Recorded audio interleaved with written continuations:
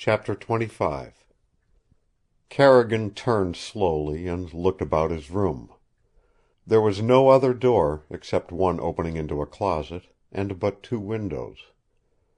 Curtains were drawn at these windows, and he raised them. A grim smile came to his lips when he saw the white bars of tough birch nailed across each of them, outside the glass. He could see the birch had been freshly stripped of bark and had probably been nailed there that day. Carmin Fanchet and Black Roger had welcomed him to Chateau Boulain, but they were evidently taking no chances with their prisoner. And where was Marie Anne? The question was insistent, and with it remained that cold grip of something in his heart that had come with the sight of Carmin Fanchet below. Was it possible that Carmin's hatred still lived, deadlier than ever, and that with Black Roger she had plotted to bring him here, so that her vengeance might be more complete, and a greater torture to him? Were they smiling and offering him their hands, even as they knew he was about to die? And if that was conceivable, what had they done with Marie Anne? He looked about the room. It was singularly bare, in an unusual sort of way, he thought. There were rich rugs on the floor, 3 magnificent black bearskins and 2 wolf. The heads of 2 bucks and a splendid caribou hung against the walls. He could see, from marks on the door, where a bed had stood, but this bed was now replaced by a couch made up comfortably for one inclined to sleep. The significance of the thing was clear. Nowhere in the room could he lay his hand upon an object that might be used as a weapon. His eyes again sought the white birch bars of his prison, and he raised the 2 windows so that the cool, sweet breath of the forests reached into him. It was then that he noticed the mosquito-proof screening nailed outside the bars. It was rather odd, this thinking of his comfort even as they planned to kill him. If there was truth to this new suspicion that Black Roger and his mistress were plotting both vengeance and murder, their plans must also involve Marie Anne. Suddenly his mind shot back to the raft. Had Black Roger turned a clever coup by leaving his wife there while he came on ahead of the bateau with Carmin Fanchet? It would be several weeks before the raft reached the Yellowknife, and in that time many things might happen. The thought worried him. He was not afraid for himself. Danger, the combating of physical forces, was his business.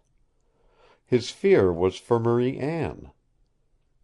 He had seen enough to know that Black Roger was hopelessly infatuated with Carmin Fanchet. And several things might happen aboard the raft, planned by agents as black-souled as himself. If they killed Marie Anne— His hand gripped the knob of the door, and for a moment he was filled with the impulse to shout for Black Roger and face him with what was in his mind. And as he stood there, every muscle in his body ready to fight, there came to him faintly the sound of music. He heard the piano first, and then a woman's voice singing. Soon a man's voice joined the woman's, and he knew it was Black Roger, singing with Carmin Fanchet. Suddenly the mad impulse in his heart went out, and he leaned his head nearer to the crack of the door and strained his ears to hear.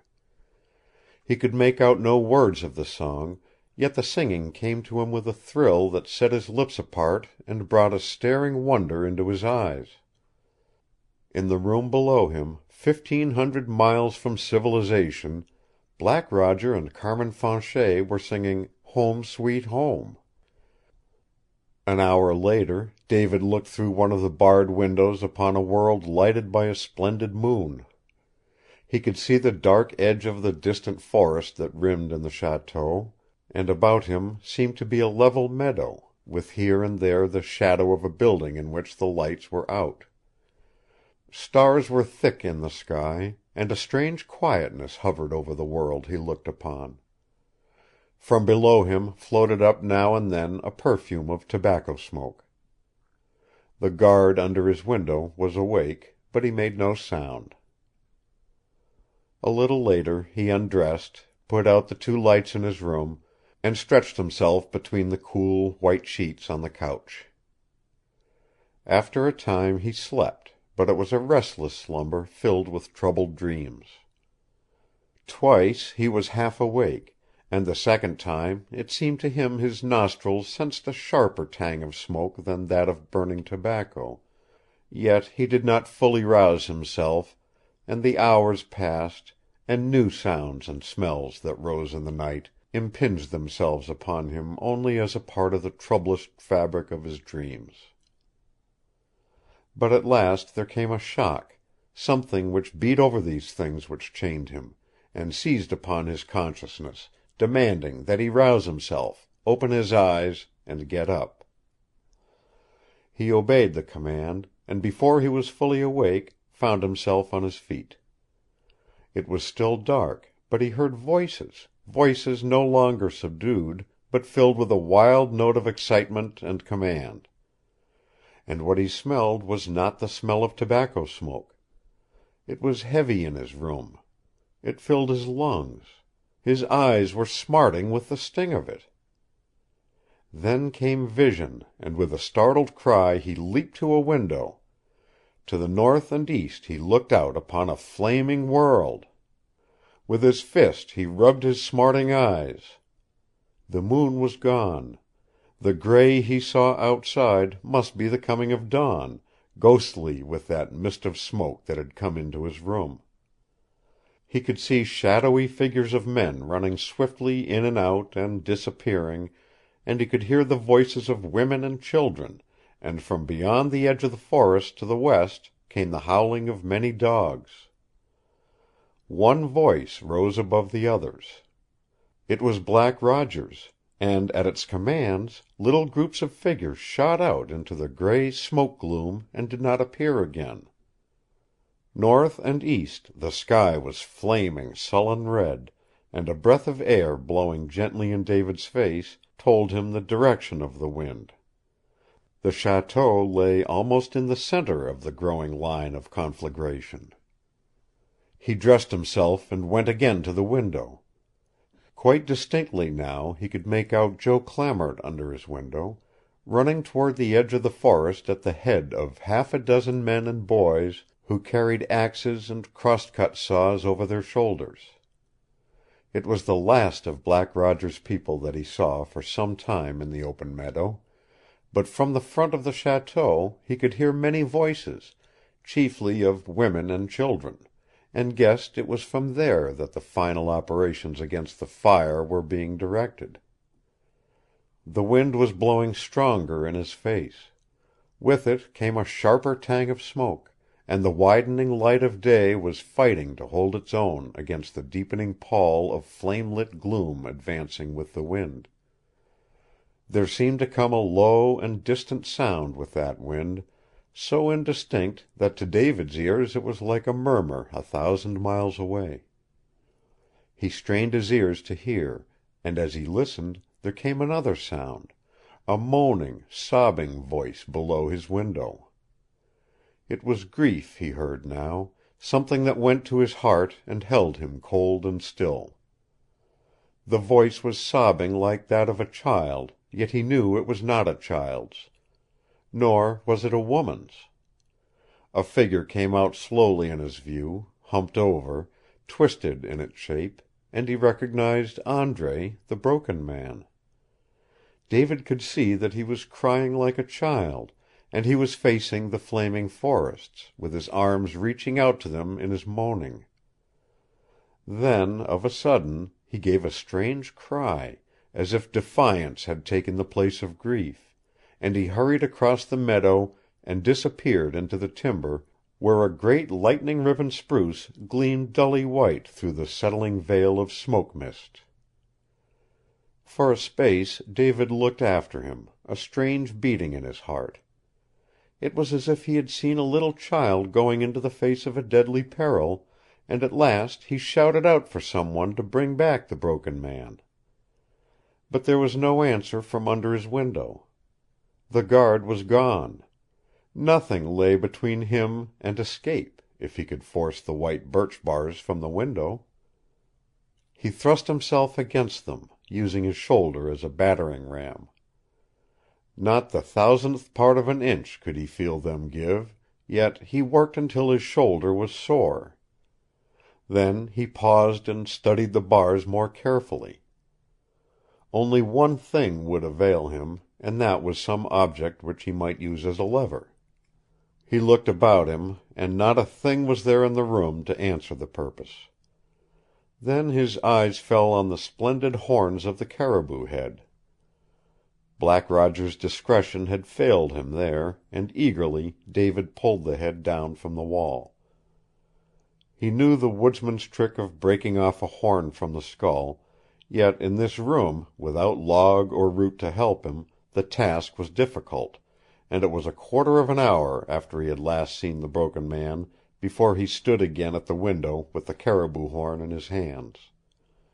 He no longer had to hold his breath to hear the low moaning in the wind, and where there had been smoke gloom before, there were now black clouds rolling and twisting up over the tops of the north and eastern forests, as if mighty breaths were playing with them from behind. David thrust the big end of the caribou horn between two of the white birch bars, but before he had put his weight to the lever he heard a great voice coming around the end of the chateau, and it was calling for Andre, the Broken Man. In a moment it was followed by Black Roger Audemard, who ran under the window and faced the lightning-struck spruce as he shouted Andre's name again. Suddenly David called down to him, and Black Roger turned and looked up through the smoke gloom, his head bare, his arms naked, and his eyes gleaming wildly as he listened. "He went that way 20 minutes ago," David shouted. "He disappeared into the forest where you see the dead spruce yonder. And he was crying, Black Roger. He was crying like a child." If there had been other words to finish, Black Roger would not have heard them. He was running toward the old spruce, and David saw him disappear where the Broken Man had gone. Then he put his weight on the horn, and one of the tough birch bars gave way slowly, and after that a second was wrenched loose, and a third, until the lower half of the window was free of them entirely. He thrust out his head and found no one within the range of his vision. Then he worked his way through the window, feet first, and hanging the length of arms and body from the lower sill, dropped to the ground. Instantly he faced the direction taken by Roger Audemard. It was his turn now, and he felt a savage thrill in his blood. For an instant he hesitated, held by the impulse to rush to Carmin Fanchet and with his fingers at her throat demand what she and her paramour had done with Marie Anne. But the mighty determination to settle it all with Black Roger himself overwhelmed that impulse like an inundation. Black Roger had gone into the forest. He was separated from his people, and the opportunity was at hand. Positive that Marie Anne had been left with the raft, the thought that the Chateau Boulain might be devoured by the onrushing conflagration did not appall David. The chateau held little interest for him now. It was Black Roger he wanted. As he ran toward the old spruce, he picked up a club that lay in the path. This path was a faintly worn trail where it entered the forest beyond the spruce, very narrow, and with brush hanging close to the sides of it, so that David knew it was not in general use and that but few feet had ever used it. He followed swiftly, and in 5 minutes came suddenly out into a great open, thick with smoke, and here he saw why Chateau Boulain would not burn. The break in the forest was a clearing a rifle shot in width, free of brush and grass, and partly tilled, and it ran in a semicircle as far as he could see through the smoke in both directions. Thus had Black Roger safeguarded his wilderness castle, while providing tillable fields for his people, and as David followed the faintly beaten path, he saw greenstuffs growing on both sides of him, and through the center of the clearing a long strip of wheat, green and very thick. Up and down through the fog of smoke he could hear voices, and he knew it was this great, circular fire clearing the people of Chateau Boulain were watching and guarding. But he saw no one as he trailed across the open. In soft patches of the earth he found footprints deeply made and wide apart, the footprints of hurrying men, telling him Black Roger and the Broken Man were both ahead of him, and that Black Roger was running when he crossed the clearing. The footprints led him to a still more indistinct trail in the farther forest, a trail which went straight into the face of the fire ahead. He followed it. The distant murmur had grown into a low moaning over the tree-tops, and with it the wind was coming stronger and the smoke thicker. For a mile he continued along the path, and then he stopped, knowing he had come to the dead line. Over him was a swirling chaos. The fire wind had grown into a roar before which the tree-tops bent as if struck by a gale, and in the air he breathed he could feel a swiftly growing heat. For a space he stood there, breathing quickly in the face of a mighty peril. Where had Black Roger and the Broken Man gone? What mad impulse could it be that dragged them still farther into the path of death? Or had they struck aside from the trail? Was he alone in danger? As if in answer to the questions, there came from far ahead of him a loud cry. It was Black Roger's voice, and as he listened, it called over and over again the Broken Man's name. "Andre! Andre! Andre!" Something in the cry held Carrigan. There was a note of terror in it, a wild entreaty that was almost drowned in the trembling wind and the moaning that was in the air. David was ready to turn back. He had already approached too near to the red line of death, yet that cry of Black Roger urged him on like the lash of a whip. He plunged ahead into the chaos of smoke, no longer able to distinguish a trail under his feet. Twice again in as many minutes he heard Black Roger's voice, and ran straight toward it. The blood of the hunter rushed over all other things in his veins. The man he wanted was ahead of him, and the moment had passed when danger or fear of death could drive him back. Where Black Roger lived, he could live, and he gripped his club and ran through the low brush that whipped in stinging lashes against his face and hands. He came to the foot of a ridge, and from the top of this he knew Black Roger had called. It was a huge hogsback, rising 100 feet up out of the forest, and when he reached the top of it he was panting for breath. It was as if he had come suddenly within the blast of a hot furnace. North and east the forest lay under him, and only the smoke obstructed his vision. But through this smoke he could make out a thing that made him rub his eyes in a fierce desire to see more clearly. A mile away, perhaps 2, the conflagration seemed to be splitting itself against the tip of a mighty wedge. He could hear the roar of it to the right of him and to the left, but dead ahead there was only a moaning whirlpool of fire-heated wind and smoke. And out of this, as he looked, came again the cry, "Andre!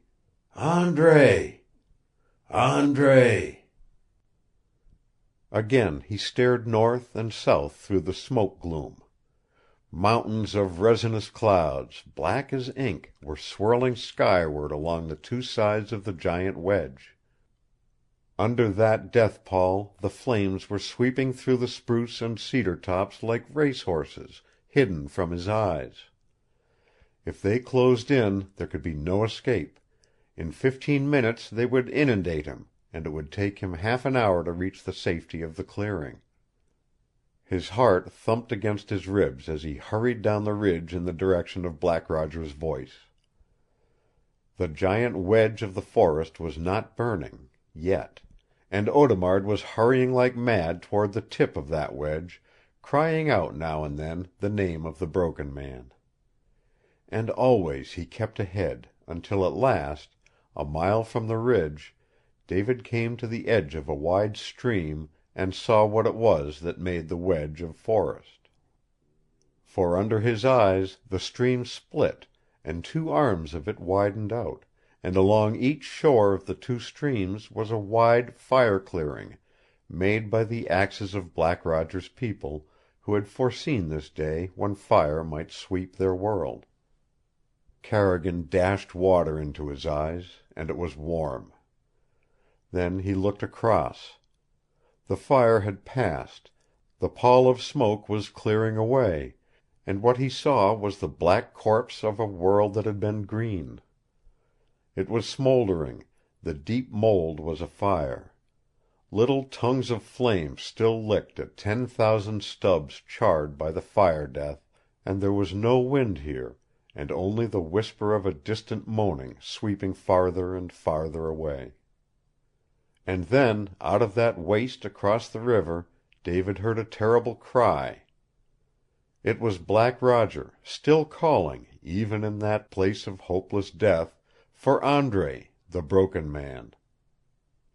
End of chapter 25. Recording by Roger Moline.